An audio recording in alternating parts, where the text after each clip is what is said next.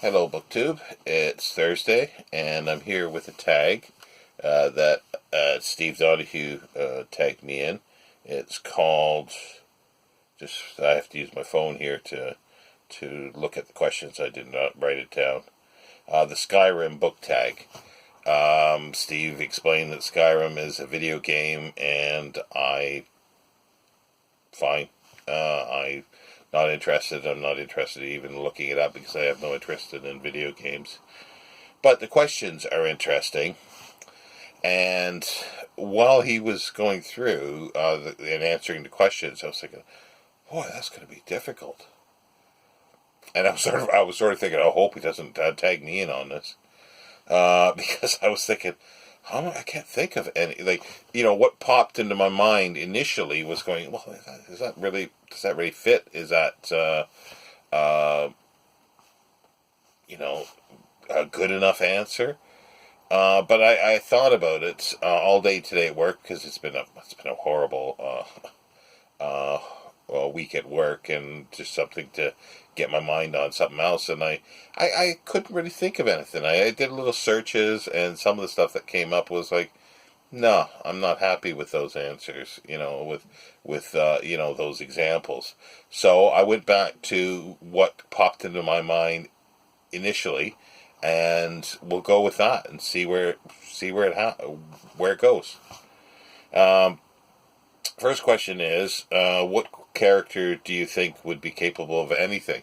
First thing that popped in my mind was the Flashman character, and because you could do anything with that character, even you could put him anywhere and have him do literally anything because of the way the character is designed. You could put him into a space opera and have him, screw up, galactic empires, or whatever. That could be kind of interesting. I'm sure there's probably some, never looked, but I just thought that there's probably some, Flashman fan fiction that's set in maybe Asimov's Galactic Empire novels or Foundation. Have them sort of screw up the Foundation. Stories. Could do anything with them, I think. Question 2. Who is the most annoying side character? Now, yeah, again, the first thing that popped in my mind was Hastings, Captain Hastings from Hercule Poirot. And on the one side, I find him annoying, and then I do like him on another level. And I think mostly because I have not read all of the Poirot novels, and I don't think he's in every one, but in the TV series they tried to put him in every one, and maybe that's where I'm thinking he's a bit annoying, because maybe the ones that he shouldn't be in, because otherwise that becomes annoying. So take that with a grain of salt of why I think he's annoying.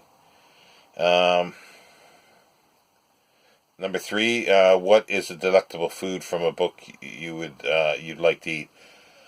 I could not think of any specific food. The only thing that came up with food that popped in my mind was the feast scene, or the meal scene in Frank Herbert's Dune, where everything was just so important, like the water and everything. That's the thing that sort of popped into my mind. No specific food. Again, I did a few searches, and like for food in books, and it brings up porridge from Oliver Twist, and I hate porridge, so it's not something I want to eat. And there's all sorts of other stuff, and it's like, yeah, after once it's mentioned, I remember it in a specific book, but no, just didn't make any impression on me. So. Number 4, what character do you think would be most likely to get randomly injured? And the first thing that popped in my mind, because I wasn't thinking so much physical injury, but I was thinking of injury of the heart matters, and that's Bertie Wooster and many of other P.G. Wodehouse characters, but where they fall in love and they get hurt, they get injured routinely, over and over and over again. But at least Bertie has Jeeves to sort of dig him out, and uh, get him, an escape hatch in some ways if he gets, engaged to the wrong person, like Florence Cray. Number. Let's see, I lost my six. That was number. No, wait a minute. That was number 5. Yeah. No, sorry. That was number 4. Number 5 is interesting force of good or evil or otherworldly source of power that you found in a book. And the first thing that came to mind was Shrike from the Hyperion Cantos by Dan Simmons. It's never 100% clear, but it seems to be it's an avatar of a computer intelligence that's sent from far in the future, and has 4 arms, and it's as if it's got razor wire and all over its body, and it just can move so quickly because it can go through time, and it's sort of staying around this planet called Hyperion, where there's some tombs, and it just sort of there's a tree. It's Tree of Pain, where the tree is similar, made out of material that he is, so that he pales his victims on there, and there could be like millions of humans on this pain, this Tree of Pain. So it's evil in some ways, and then at other times, like throughout the story, becomes sort of a guardian. So it's a little bit of both, but it comes out as a very, it's a force, could be good or evil, and I like that because I think any force could be good or evil. It depends on who's yielding it and what it's for. Who is your favorite deceitful or suspicious character? I'm not sure favorite is it, but the first thing that popped into my mind was Bob Ewell from To Kill a Mockingbird, where he just he's this despicable character who just wants the was it Robinson, the black guy, to take the fall and blame him, and it's just a despicable character to me. What is your favorite romance book? Oh, no, sorry. What is your favorite romance in a book? I'm not a huge fan of romances in books. I sort of flitter over them because I find most of them just routine, or, just ridiculous and a farce almost, like the romances in P.G. Wodehouse is like, they're fun. But the one that came to mind was The Remains of the Day, the Butler Stevens and Miss Kenton. Keaton or Kent? Sorry, I wrote this down because I had to look it up, her name. Kenton, Miss Kenton, the housekeeper. And to me, it was sort of an unrequited, in some ways, romance, but there was a romance there nonetheless, and that seemed very real to me, of how many people throughout their lives go through things like that. So it struck a chord with me, and that's the one I thought of. Number 8, what type of character do you think is the most useful, and give an example? Well, I can't think of a name for the type of character, but there's 2 characters that are from a Clifford Simak novel. Well, 2 different Clifford Simak novels. Jenkins in City, he's a robot. He's sort of a butler, and he's sort of a family retainer, faithful family retainer, and he just goes throughout all the stories, but he is unnoticed in many ways. He's unnoticed. It's the unnoticed characters who slide through time or society, and nobody really looks at them, but they become important because the time comes where they are needed. And the other one is The Caretaker in Way Station by Clifford Simak. And I don't find heroes that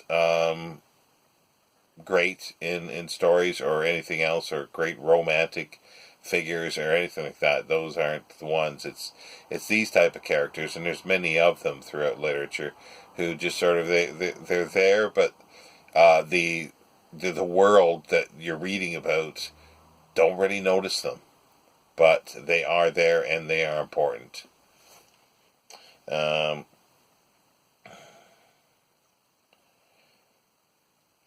Yeah, that was number 8.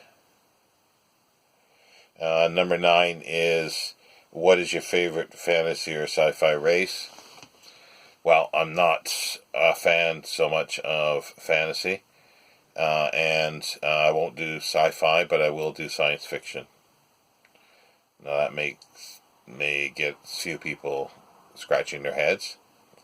All you need to do is look into John Clute and Peter Nichols' Encyclopedia of Science Fiction, and you'll see the difference between sci-fi and science fiction. Now, for the favorite race, would be the Ganymedes from James P. Hogan's Giants series. It comprises 5 books: Inherit the Stars, Gentle Giants of Ganymede, Giant Star, Entoverse, and Minerva. Mission to Minerva. Sorry, 5 books. Initially, it came out as a trilogy, and there's a book club edition. It was called The Minerva Experiment, which had the first 3 books: The Inherit Stars, Gentle Giants of Ganymede, and Giant Star. But then it became known officially as the Giants Trilogy and Giants Series. The Ganymedes lived on a planet called Minerva that existed between Mars and Jupiter, where the asteroid belt is. And they are a very huge race, tall race, extremely peaceful. And the explanation of why they're so peaceful is because they never had really predators on their planet. They evolved in a different way, so they didn't have to fight for their survival. They actually created humans genetically, and the sort of descendants are Earthlings now.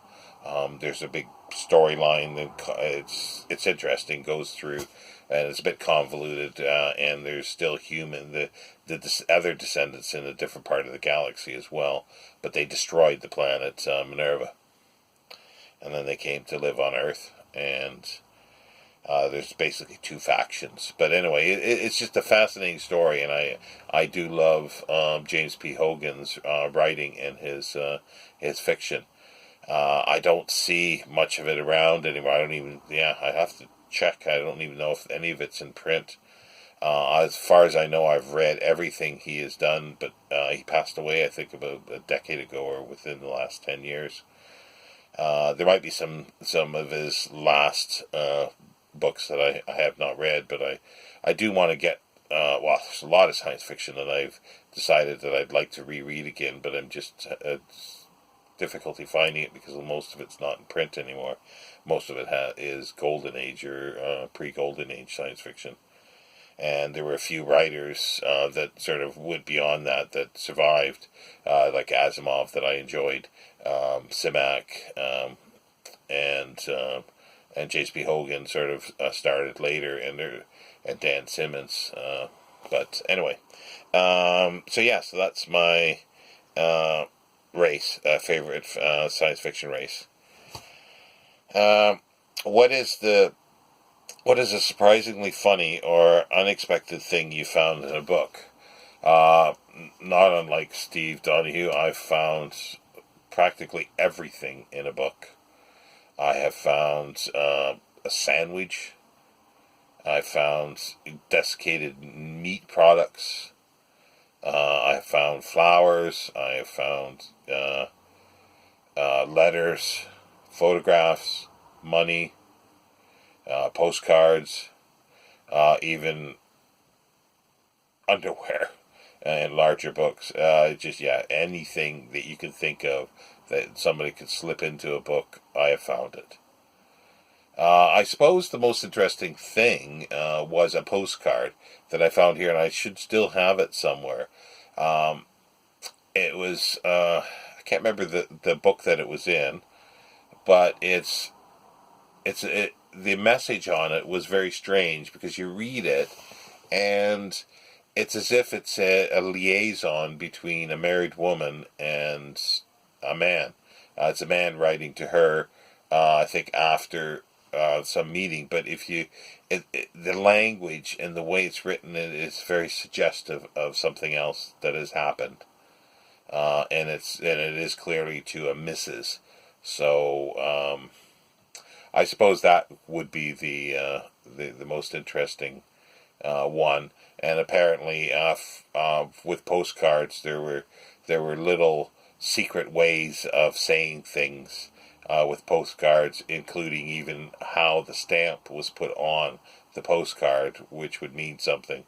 And there would be choice of words that were sort of an unwritten code that people on the other end would understand what it meant. And I think there's some of that in this one.